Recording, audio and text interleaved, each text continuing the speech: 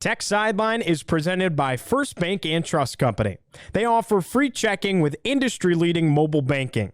Who you choose to bank with can make all the difference. Visit firstbank.com to learn more. After a stumble in Atlanta, what are the takeaways from Game 1 of 2025 for Virginia Tech football? Let's talk about it on episode 433 of the Tech Sideline podcast, which starts right now.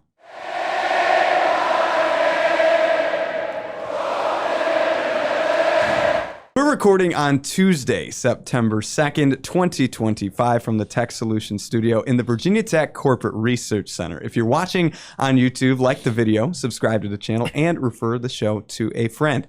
I'm your host, Riley Klaus. To my left is lead analyst and columnist Chris Coleman. Across the way is our managing editor, David Cunningham. To my right is senior staff writer Andy Bitter. And producing the show, as always, is Mr. Nick Brown.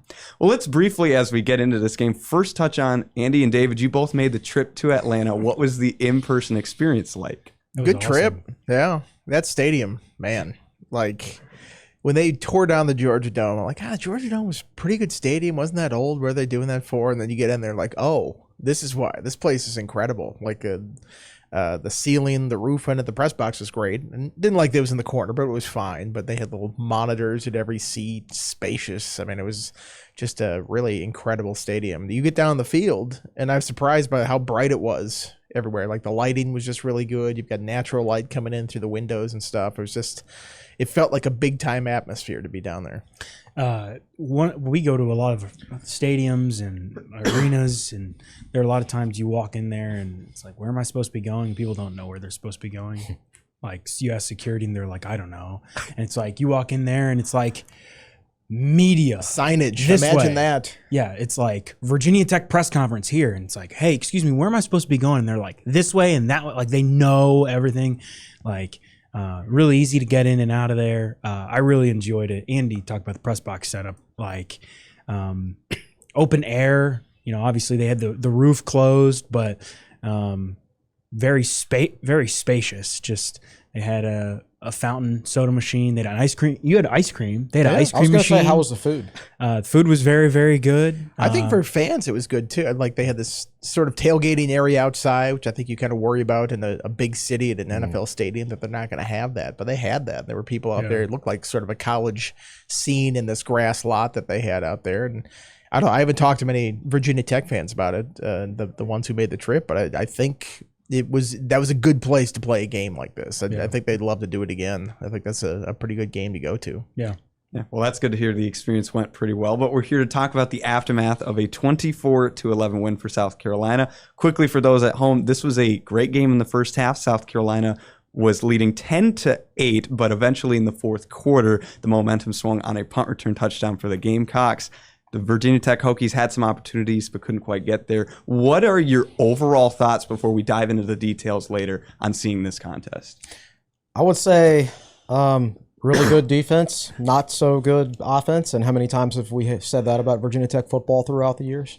Maybe not so much last year. That's a common dynamic for Virginia Tech. They're not confused by that dynamic. Not at all. Not at all.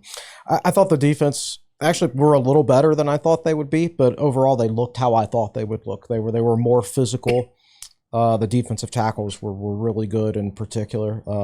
Linebacker play wasn't elite, but it was improved.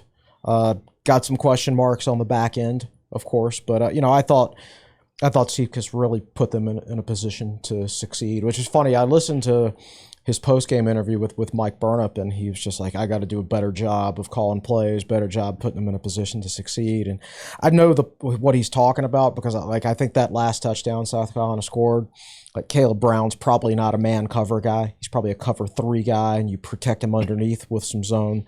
But, you're not going to have a perfect call every play. And when it comes down to it, they held South Carolina to 17 points. The South Carolina offense to 17 points. That guy might be a first-round pick. He's not as advanced as a passer right now as like a guy like Cam Ward, but he's still a really good player. And to hold that group to 17 points, that means you gave the team a chance to win, and the other side of the ball just wasn't able to get it done. Yeah, defense was encouraging. I thought they played better than I thought they would. There was that first drive where South Carolina just went through them.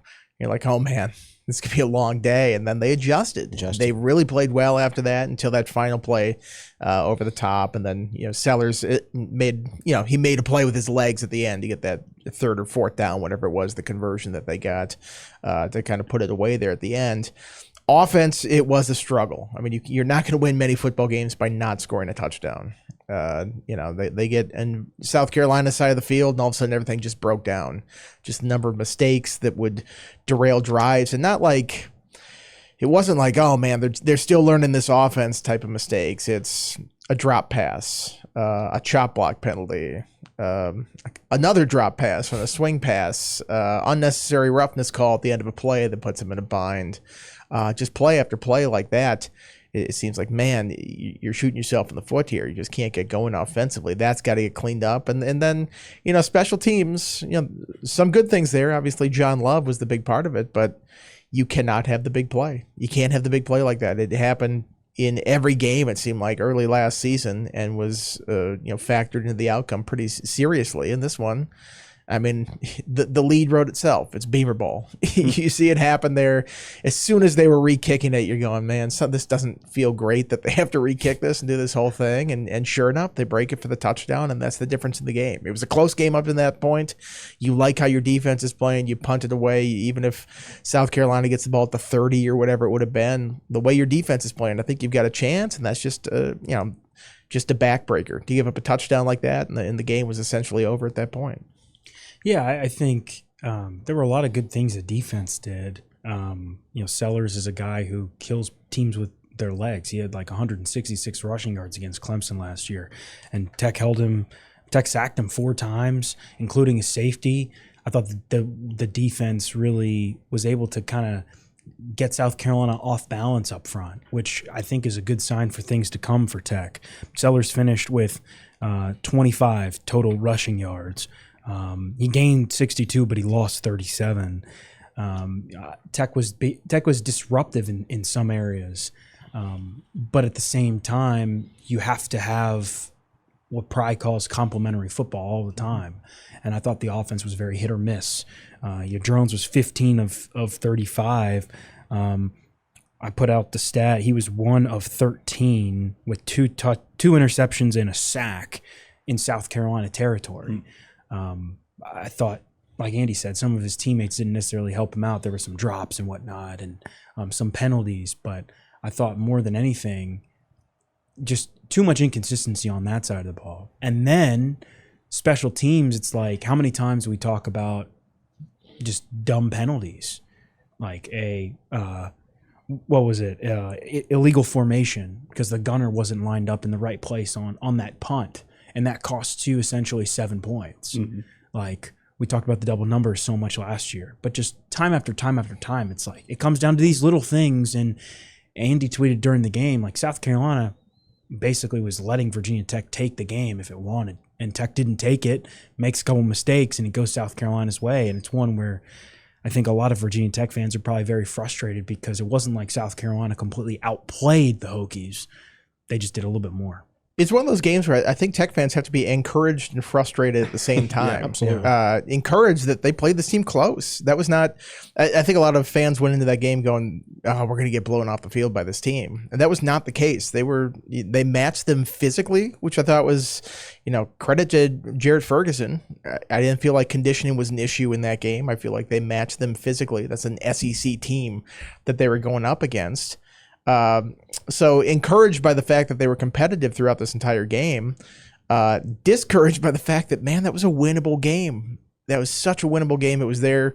They had a chance. They just could not make a play at the right time. They had one red zone trip the whole day. They didn't have a first and goal all day long. You're not going to win any football games by doing that. I mean, these are the kind of games, the opportunities that you have very few chances to seize that opportunity, and they just could not go out there and get it done. Yeah, to hit on a couple of the big numbers, I mean, the defense, as you guys talked about, stood up. South Carolina had the 4 shortest drives of the day, so that helped Virginia Tech win the possession battle. Yeah. Now, one of those was a long touchdown, but otherwise a couple 3-and-outs and a safety. But then also Virginia Tech did outgain South Carolina, not by much, but in the big picture. So like you kind of mentioned, there's a lot of ups and downs there.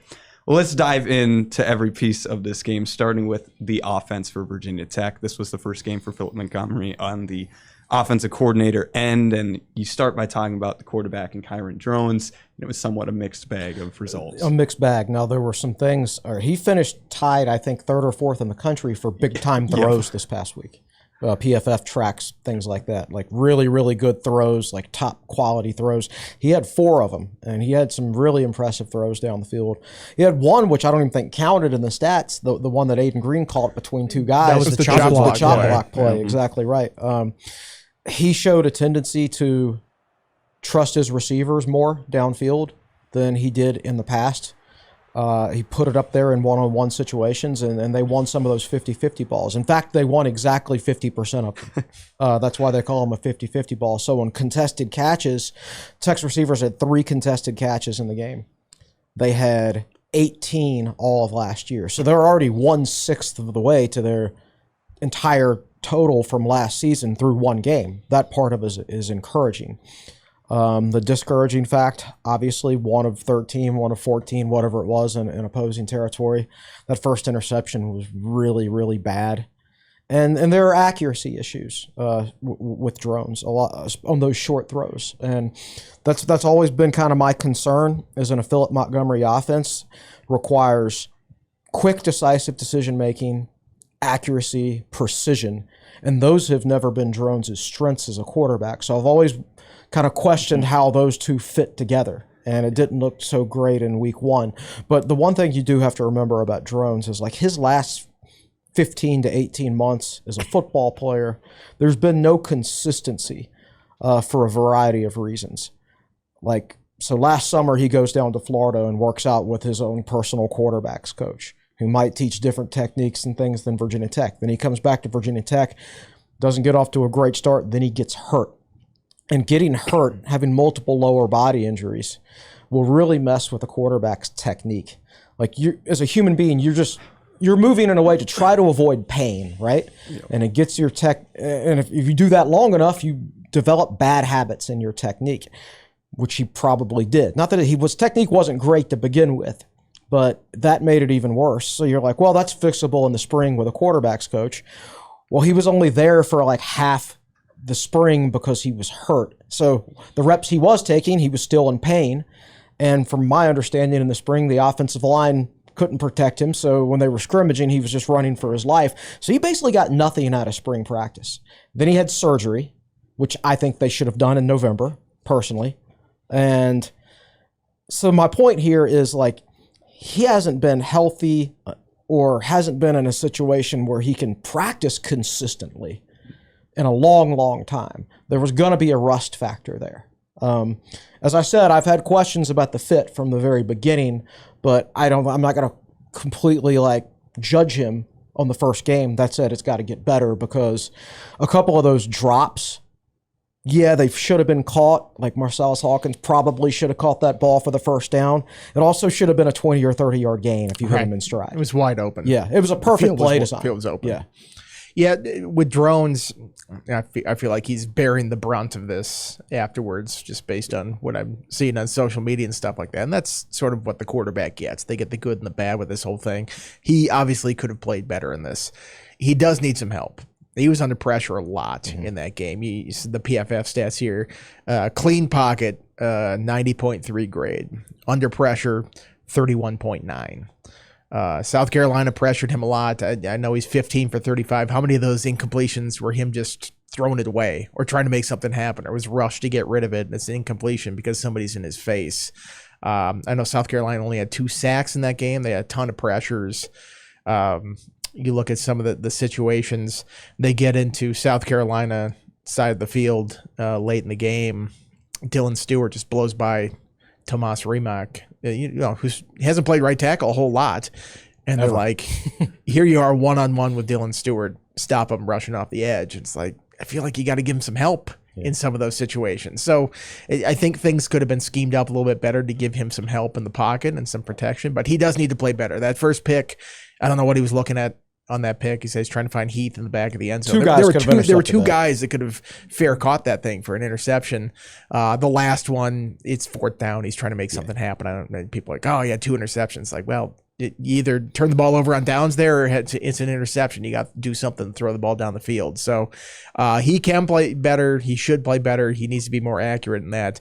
But I do think the rest of the offense needs to give him a little bit of time. But like you said earlier, I do come away a little encouraged by the receiving crew. I think, Aiden Green, Donovan Green, they got some dudes there that can make plays downfield. That was impressive. I think Takai Heath, he had the one drop that, I think he knows he wants that one back, but I think he was getting open.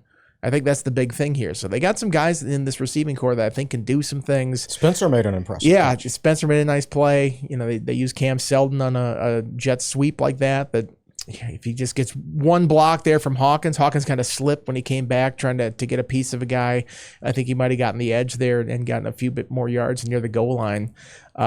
I think there are some things that are very close, but if it starts with protection, it starts with the quarterback, and if that doesn't get better, this could be a pretty long year. Speaking of stats under pressure, Lenora Sellers did not complete a single pass under pressure this past weekend.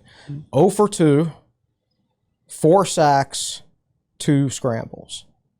So like 8 pressures, South Carolina's offense completely broke down. And that was his issue last year. He generally broke down under pressure. Sometimes he would make a like he did to Kamari Copeland. He broke the tackle and scrambled, right? Occasionally he would make a play like that. But when he's under pressure, he gets to be like a deer in the headlights. So that's an improvement that he needs to make as a quarterback. That's the issue. Sometimes just sheer athleticism on his part is going to escape from that pressure, and then it's like, oh no, what's he going to do to you downfield? I used to hope that defenses would get pressure on Michael Vick, because a lot of times it ended in like a 40-yard scramble, or the BC play where it kind of like hops back and forth and then gets up the sideline. 80 yards. Don't pressure guys that are that athletic. Yeah, I think the thing about drones is, and this offense is, they had some really good plays in here. Donovan Green had a 32-yard catch, or maybe 2 of them. Isaiah Spencer had a 28-yarder. Aiden Green, like you said, the receiving core kept making some big plays, but then you've got a chop block penalty, and you've got Donovan Green's unnecessary roughness penalty that came on the heels of a sack. And it's like, you can't keep shooting yourself in the foot. Like, you can't. It's like 1 step forward, 2 steps back. You can't keep doing that. And it was like anytime Tech got behind the sticks, Tech struggled. Drones was 7 of 14 for 112 yards and at 1 sack on first down. So 50% for 112 yards. On second down, he's 5 for 11 for 62 yards and a sack. On third and fourth down, he was a combined 3 of 12 with a pick and no yards. Wow. No yards. It's like, I think the play, in my opinion, that epitomizes the entire game is Tech. The farthest Tech got in South Carolina territory was the 11-yard line. And Tech ran that sweep to Cam Selden and Marcellus Hawkins. It looked like maybe missed a block. And I don't know, maybe that picks up 3, 4, 5 yards. But the block that was missed, I think the linebacker came, and I think it looked like he was expecting a DB to come and make the tackle, and Tech ends up, instead of with like a 2, 3, maybe 4, 5 yard gain or more, Tech's a yard behind the sticks, and then throws 2 incompletions and settles for a field goal. And it's just those little things, right? And that's not a play that Kyron had anything to do with, right? And the 2 incompletions, sure. It's just like, you've got to take advantage. Like when you call a certain play, you have to take advantage of it. If the moment comes. You mentioned the swing pass to Hawkins, he was wide open in the flat. You hit on that, great. You miss an opportunity, and you have to take advantage of those opportunities. And it just felt like, Tech got a couple first downs and then would stall, and because one little thing would happen, and you just got to be. If you're a little bit more consistent there, like I don't think Kyron was terrible, but just too many times where Tech got in a bad situation, stalled, got behind the sticks, and all of a sudden you're looking at 2nd and long, 3rd and long, and well, those are hard situations to come on top out of. Can I talk about Montgomery for a second here? I Didn't really like the initial plan. Now, of course, some of this is scripted because you just want to see how they're lining up against certain formations and things like that. But Tech threw the ball 10 times in the first quarter, which means they were on pace to attempt 40 passes. And that was, which is, if you're down by a couple scores, makes sense. But in a close game like that, probably not ideal when you have a quarterback who's never shown that he's an efficient passer unless the running game is working, right? It's always, he's his most efficient throwing it between 15 and 25 times, and you run for 200 yards, and you can pass off the run. That's always been where he's most efficient. So when they come out pass happy like that in the first quarter, I'm like, it's probably isn't going to work. They got a couple big plays out of it, but there was no consistency to it at all. To Montgomery's credit, he adjusted. Once it became obvious that Drones just didn't have it from an accuracy standpoint, they started running the ball more. As far as the adjustments to the passing game itself, I thought they were sound. Like Tennessee was playing a lot of man across the board. They were just, testing Drones. South Carolina. You said Tennessee. I said Tennessee. I said Tennessee. I meant South Carolina, of course. But they were playing a lot. They were playing a lot of man across the board. That's the point. And they were just saying, they were testing Drones, testing those new receivers to see how good they were. And Montgomery responded by running. Well, first of all, Tech took deep shots, one-on-one situations down the field, which you should do in that situation. They also ran like a lot of drag patterns and things like that, which is a very good call. It's a natural adjustment to that type of defense. Now, the issue there, of course, is some of those drag routes can be slower developing, which is slow developing passing plays with this offensive line. They're going to be difficult to run. And secondly, those are the types of passes that Drones, historically isn't great at because they're all about timing and accuracy and precision.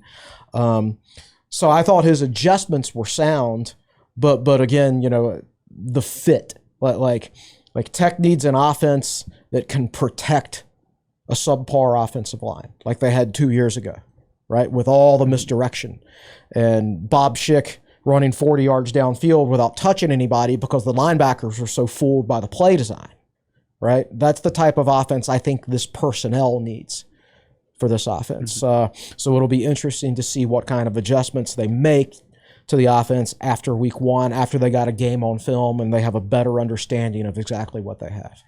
Let's dive a little bit further into that. You talked about the game planning. What were the thoughts on the 2-minute drill going into half? Just seeing that sequence. It seems slow. Yeah. If you're kicking a 56-yard, they got it with 3:42 left.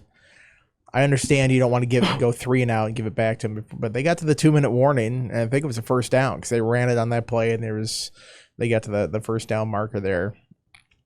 They kicked a 56-yard field goal on second down with 2 timeouts in their back pocket. That's not great clock man. I know people are like, they did what they needed to. They got points, and South Carolina didn't touch the ball. It's like you've got to be a little more aggressive in that situation. Give your chance for – first of all, John Love is great, but you don't want to be relying on mid-50-yard field goals all the time for him to make it. Those are tough field goals. Maybe in an NFL stadium he's got some super boost because he seems to make 50-plus yarders in NFL stadiums all the time. But I wouldn't count on that all the time. You want a little bit shorter field goal, even if you have to settle for a field goal. But, you got 2 timeouts. You got to use them a little bit better. Save your time there. They were running the ball and just kind of going slow in those situations.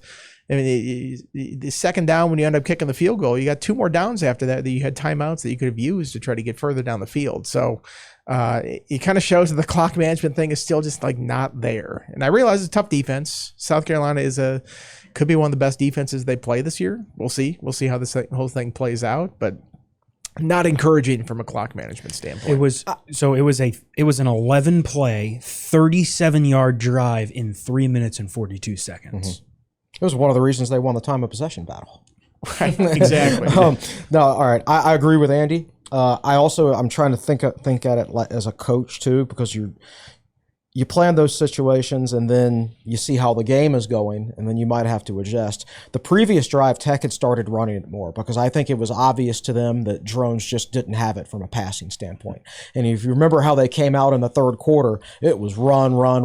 At that point, they had lost trust in the passing game. So I think that's one of the reasons that they made that decision, is they didn't have any trust in the passing game anymore because he was having a rough day, and there were some drops, and they couldn't protect the passer. So I think that if they felt like if they came out and just started throwing, they were more likely to give the ball back to Tennessee just like that. I think they wanted to play conservatively, hope they got a field goal, and then they knew they were getting the ball first in the third quarter. I think that's the reason that they decided to go in the direction they went. Well, and South Carolina had just kicked a field goal to cap off a 5-minute drive that went 70 yards. And that was the play that it looked like Nick Harbor might have caught it in the end zone, and then they overturned it. Right. So South Carolina could have been up for more points instead. Yeah, I thought the thing that was really confusing for me until we saw it play out was that Pry called a timeout after Tech ran the ball on it was third and short, and Tech ran the ball and they said they didn't get it. Pry called timeout, and it's like, why?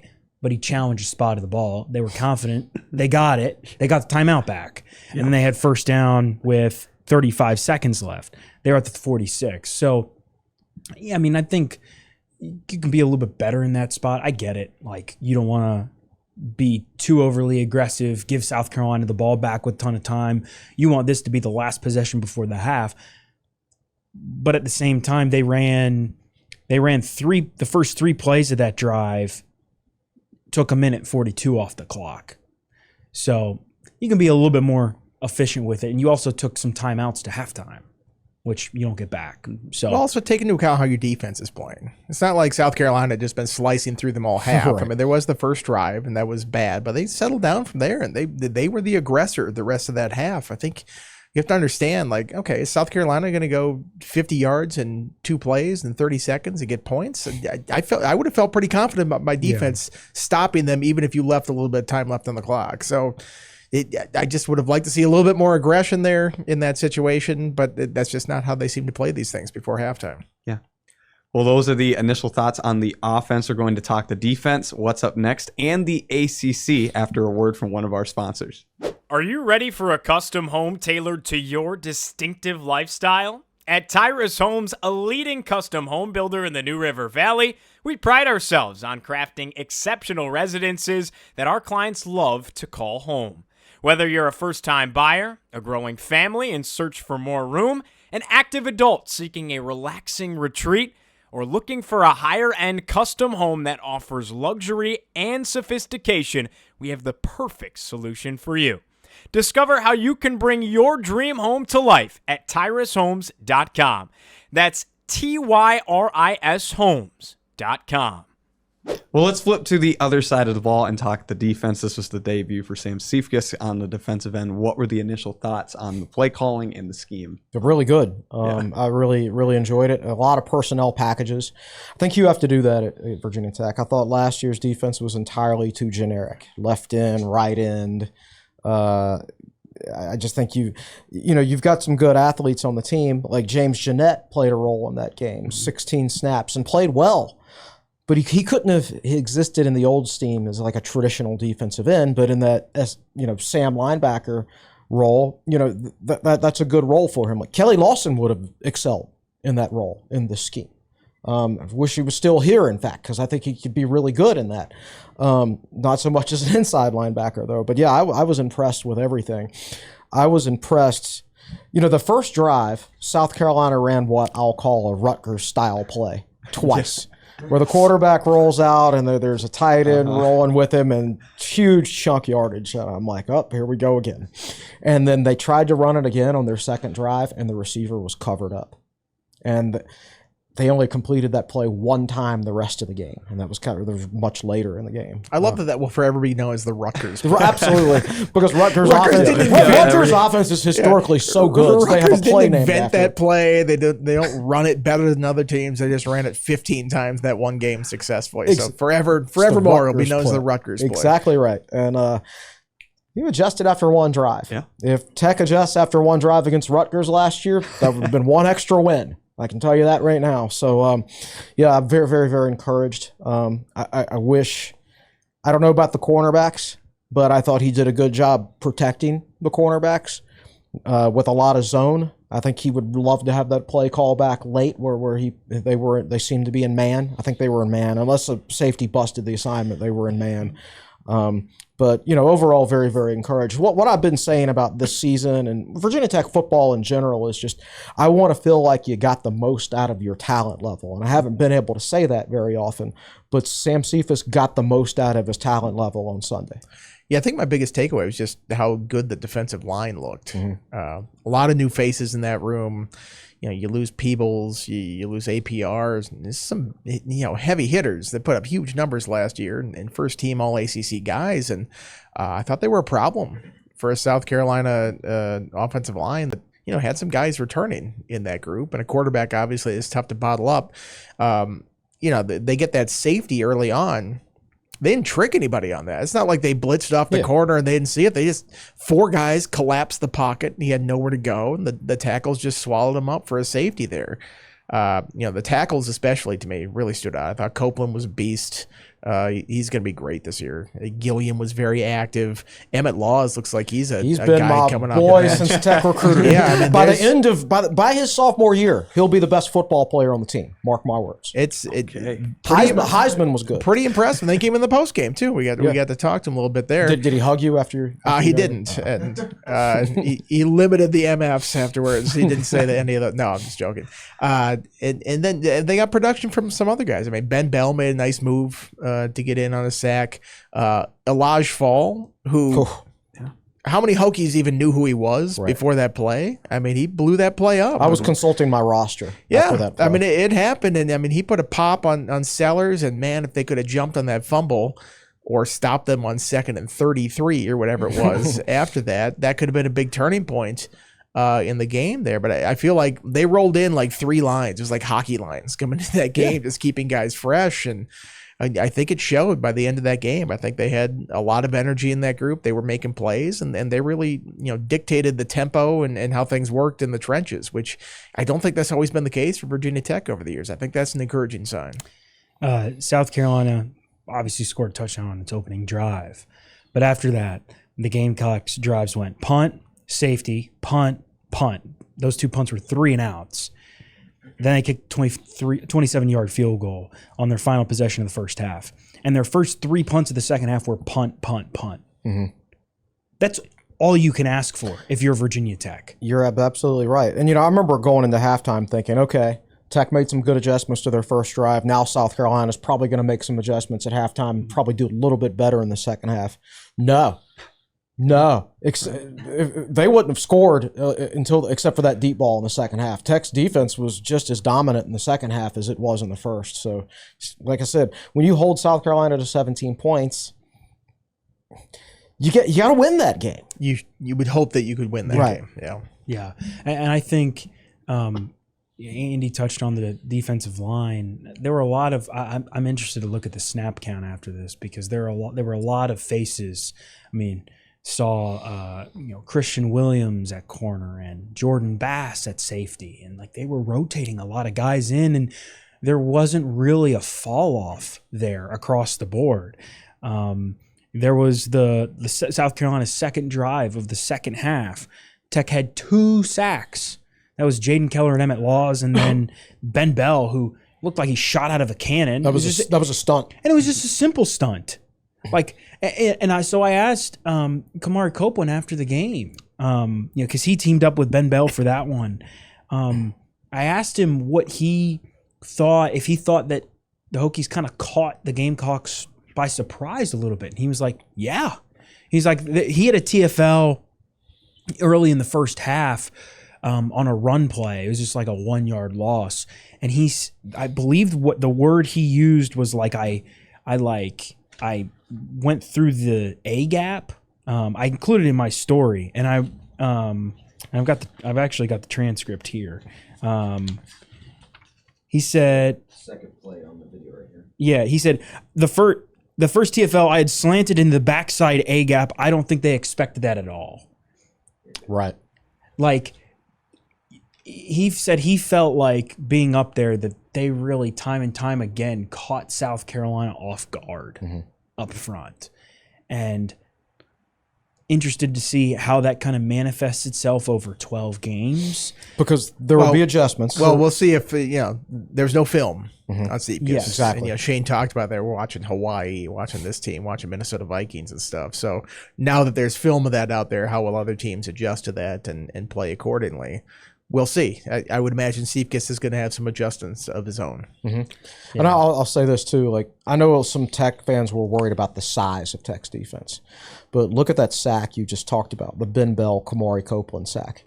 Ben Bell's the smallest defensive end South Carolina will face all year. Kamari Copeland is the smallest defensive tackle South Carolina will face all year. And they couldn't handle it. Like, this defense was built on undersized, quick, tough players historically.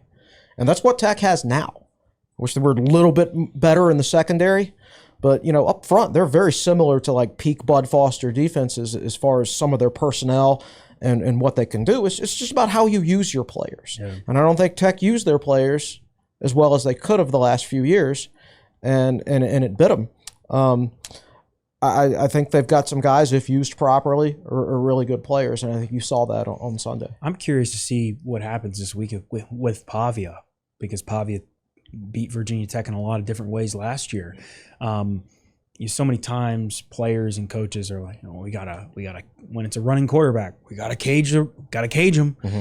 And Kelvin Gilliam said that last week, and Tech pretty much did it. For the most part, they did. Sellers had on that first drive, Sellers had his 15-yard touchdown run, and I think he had two other 16-yard runs later in the game, scampering outside of the pocket. He had one on that final drive where he got outside and stepped out of bounds and killed the clock. And that was basically like South Carolina's running out the clock. But outside of that, Tech sacked him 4 times. Mm-hmm. Now, this is a South Carolina offensive line that wasn't very good in terms of keeping him upright last year.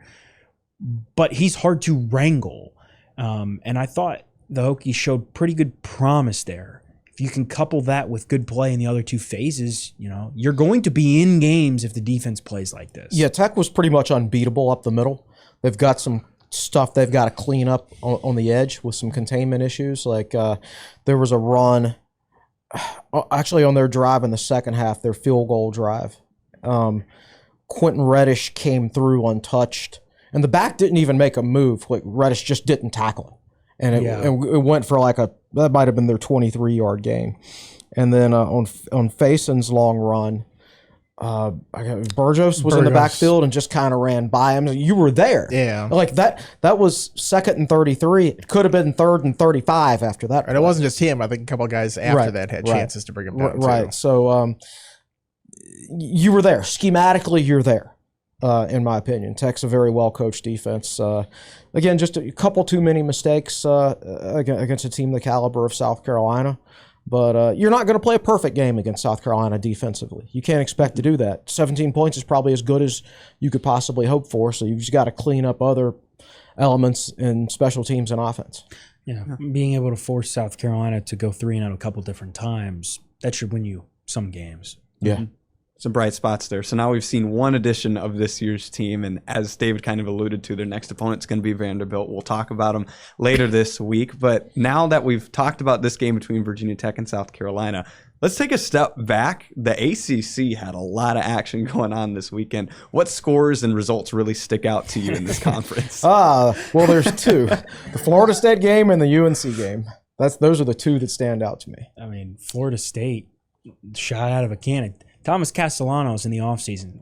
I think we were at around ACC kickoff when he was talking the talk, and he was like, Bama doesn't have Nick Saban to save them. And he was right. You don't usually see that, but he was correct. And then last night, we were talking about this earlier, TCU just steamrolled Carolina. That was such a shame. You really hated to see that. You know who probably enjoyed it more than anybody? Mac Brown. No, the guy who's TCU's new radio analyst. Justin Fuente. I forgot about that. Oh, he hates UNC. He hates UNC worse than me, and which is hard. And but yeah, I bet he loved every minute. Can you imagine him on the radio broadcast last night? I'm sure he was soaking that one up. And the funniest thing is, Carolina's first drive was scripted. Went down the field, looked terrific, and then TCU just demolished after that. It's funny, every time Justin Fuente's in a football stadium with UNC, they get absolutely outcoached.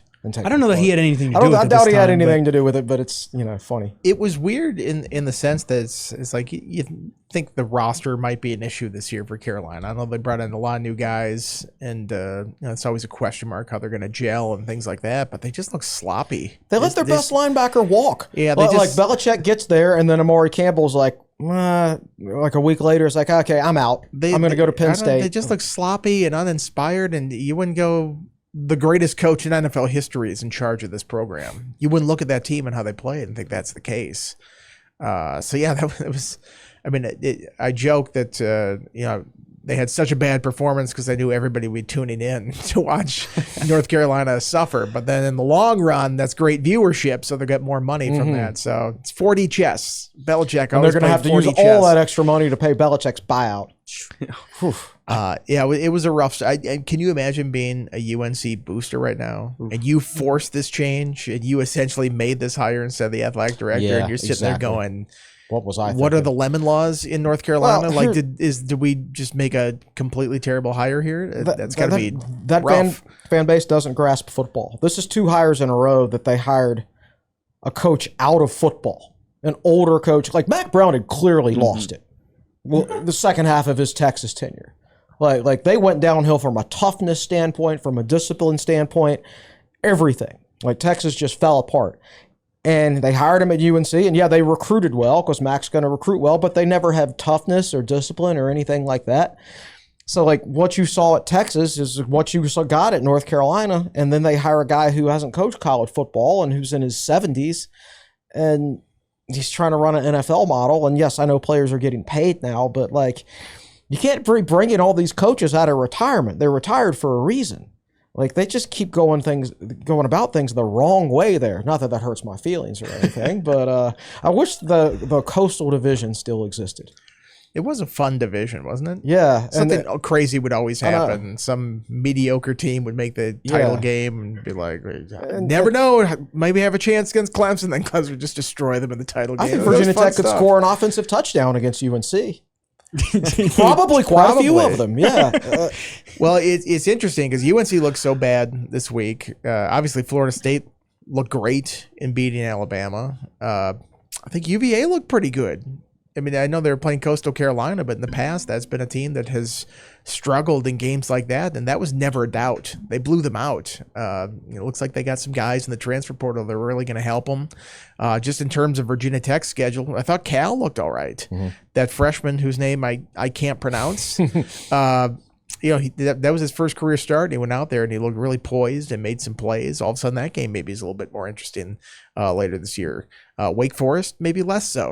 Struggling to beat Kennesaw State. That was a pretty rough outcome. I will go ahead and count that one as a win. Yeah, is that wrong? Yeah. It's funny. We go through the entire offseason. We're like, oh, this team's good and this team's not. We form these opinions. They get out in the field and it just completely changes after 1 week like that. So I'm glad we have actual football games to talk about because it's more fun. I thought Miami looked pretty good too. Yeah. I mean, from the limited we were able to watch. Miami looked good and Clemson is a head scratcher. All right. So there were only two Power 4 teams that ranked lower than Virginia Tech in pass protection rating on PFF this week. One of those was Notre Dame.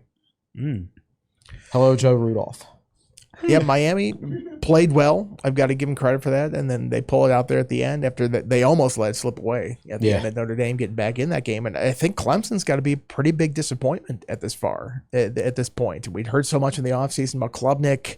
They've got receivers down there. One of them got hurt early in the game. This is going to be a great aerial attack, and then they go out against Clemson or LSU, and who plays a huge role in the best LSU corner defense? in college football this year was Mansour Delane. Played great in that game. Had a pick. Had some plays late. I think he got a game ball from Brian Kelly in that. I mean, he stepped up, and he was a big reason why LSU won that game. And Braylon Moore was SEC offensive.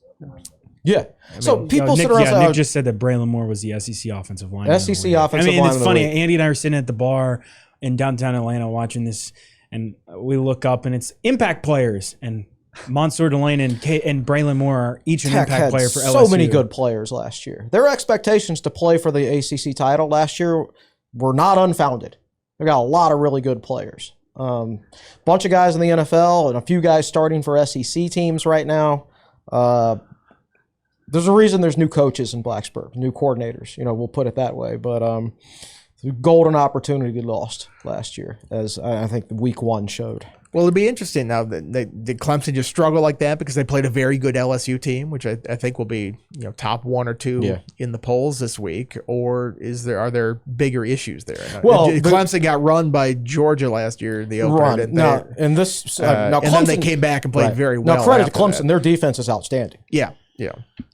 Oh, but it was just before the season, it was just a given. Clemson's going to win the ACC. Right. I think it was like 95% of the media vote, which when has the media ever been wrong in the preseason voting? Oh, yeah, Florida State previous year. It was just almost like a foregone conclusion that Clemson's going to win this whole thing. And after 1 week, you go, well, maybe not. Maybe there's more issues there at Clemson than you think. Maybe Miami, maybe Florida State. I mean, they both look. Now, if they would have played Eastern Kentucky like Louisville did in the opener, we wouldn't be sitting here talking like that. So these teams have to be tested before we can actually see what they're actually going to be like. Right, and we don't know we don't know how good Alabama's going to be, do we? That's going to be a fun situation to watch, and fun from a sense of you like watching a train wreck or a car crash, because how are they going to handle Kalen DeBoer? Holy cow, he is not endearing himself to that crowd, and they do not take losing lightly. They've been spoiled to a degree. This is what life is like in college football. They didn't experience that for 16, 17 years, however long Saban was there.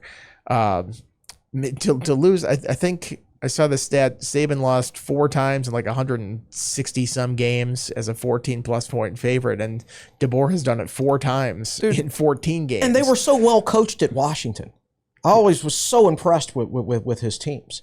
I think the lesson here is don't follow a legend. You can be a darn fine X's and O's football coach and everything like that, and everything previously in your career could have gone really well, and then you follow a legend, you're going to be a color man on a radio broadcast team overnight. Is that I'm serious. Is that the lesson, or is the lesson don't follow up the greatest coach in college football history with somebody who spent 1 year at Fresno State and a couple years at Washington who'd never coached in the Southeast? Right. That seemed like a problematic hire when they made it. And I know it wasn't their first choice, and they ran through a couple guys that, Lanning and I think Norvell, and they probably at least kicked the tires on Dabo to see if he wanted to come home there.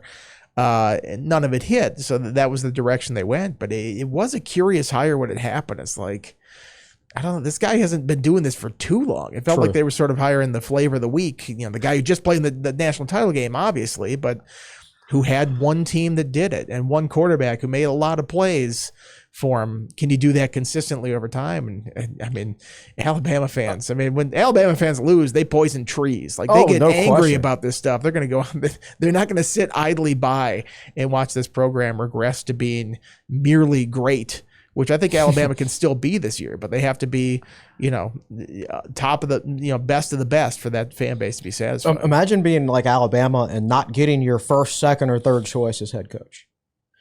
And there's one reason for that, is because Nick Saban was so successful. Coaches are going to be like, I ain't following that. I can't follow that. I'll follow the next guy. Yeah. Well, they might not have to wait long. Exactly for that right. 2 other games that stood out. 2 teams on Tech's schedule.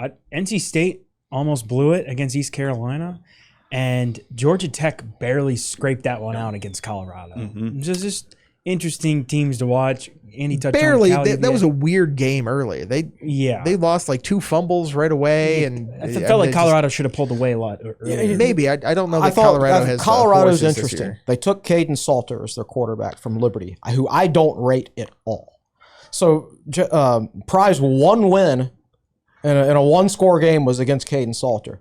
He was terrible at Liberty, and then Jamie Chadwell got there and brought his offense that Salter was a great fit for, and Salter had a great year a couple years ago, and now he bounces to Colorado in a system that he's not a fit for, in my opinion, and he struggled out of the gate. I know he left to get paid, and he's not going to go to the NFL, so he might as well get paid for a year. But be really careful about your quarterback and his system fit, because a lot of quarterbacks, it's not that they're good, it's not that they're bad, it's just they got to find the right fit. He's not in the right fit. Anyway, I don't want to keep harping on that, but it's very important. Yeah. Did you see the tweet that after an 0-1 start, Colorado is going to retire Caden Salter's number? No. It's consistent with the man. program's history, right? Indeed.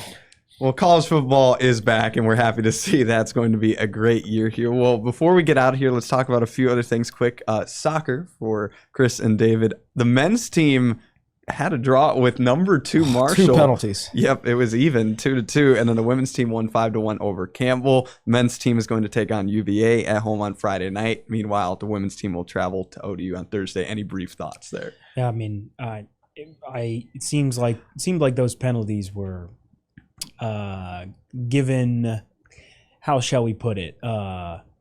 Very leniently. VAR is the answer. I mean, Not it was really. kind of just like, oh yeah, I don't know. You can go back and forth. Either way, another good early season test for that team, and the women got back on track. That game, funny enough, was like during the football game, so nobody paid attention. But they scored as pretty many well. offensive points as almost as many as the 5. football Yeah. team. I mean, not bad. Yeah, 5-9. Yeah, That's- that Tech UVA men's soccer game Friday night before a football game on Saturday. That's gonna be exciting. I think that'll be a pretty good turnout. Yeah. Well, what's coming up on TechSideline.com? It's a short week, Yeah. obviously, for everybody, with that being a Sunday game and these guys not getting back till yesterday. So I've already actually started Vanderbilt research, so I'll start working on my preview, probably inside the numbers article, and y'all got the press conference later today too, right? Yeah, today. We're recording this early this morning Early in the because we've got press conference later today. Should be like in terms of practice and whatnot, and media should be normal. Make sure you don't refer to Diego Pavia as Trace McSorley in your article. That might not go over too well in Nashville. Probably not. Yeah, that guy is he's looking. Well, how'd you phrase it in your article yesterday? Like he's chewing glass. Chewing glass and reading media clippings, looking for perceived slights out there. I mean, he's a warrior. He I'll is. give him that. He is. And Tough dude. you know, it's the sort of the Michael Jordan mentality. Anything's a slight. Whatever I can find to motivate myself, I'm going to use that. And that's him. And to his credit, I mean, he's made Vanderbilt relevant here. So more power to him. maybe Thursday Been impressive. I'll wear a Pavia jersey on the podcast and just talk about how great he is the entire time. You'll slip up somewhere. I know. You'll find a way. Podcast and then preview podcast on Thursday, right? Yeah. Yeah, so it's a condensed week for us. Night game on Saturday, so we got 4 days to get content in this week instead of 5. But Indeed. Nick, anything on the audio video schedule here? Yeah, before I talk about that, UVA men's soccer, who, of course, Virginia Tech plays Friday, lost 4-1 to George Mason this week. So I don't know what that means, but they lost 4-1. Not good. It's never good. Anyways, yeah, like David said, preview podcast Thursday, buy or sell on Thursday as well. May have something Wednesday, but we got something extra special Friday. Of course, the Friday Q&A. But Jake Lyman, our favorite Vanderbilt and former podcast host, will be coming into the studio with Evan Hughes and Carter Hill. We're going to have 3 former podcast hosts, and I think Will's going to be on. So we'd just be missing Katie. Yeah. That'd be the only former podcast host. And Gio. And Gio, yeah. Katie, so Katie may be in 60%. town. I might have to ask Katie. Yeah, might be in she'll town. probably be here. Dang, There we go. we'll just have I don't know what Everybody they'll but talk about. Gio. Yeah, get the band back going. I don't know what they'll talk Maybe, about. well, we can but patch they'll be on Gio there. in. I didn't even think about that. Yeah. All right, well, if we can get Katie, we'll even do that. We don't have enough It's- seats, though, for all these people. But Yeah, we got 4. 4 4 hosts. podcast True, hosts and Gio on the screen. Yeah, it's true. All right. Yeah. Well, that's what we'll do. And yeah. If they're all Have a- podcast hosts, who will lead the Who discussion? will host? This is like when SNL gets all the former weekend anchors together, and it's like Chevy Chase and Dennis Miller and all these. And said, That'll be what that event will be like. Who's gonna do the actual analysis? Great question. Yeah. So something you won't want to miss. That's for Yeah. sure. Guaranteed. Well, thank you so much for watching episode 433 of the Tech Sideline podcast as we recap the game between Virginia Tech and South Carolina. Make sure to like the video, subscribe to the channel, and share the video if you haven't already. I'm Riley Klaus for Chris Coleman, David Cunningham, Andy Bitter, and Nick Brown behind the scenes. Thank you so much for watching this video, and we're signing off for now.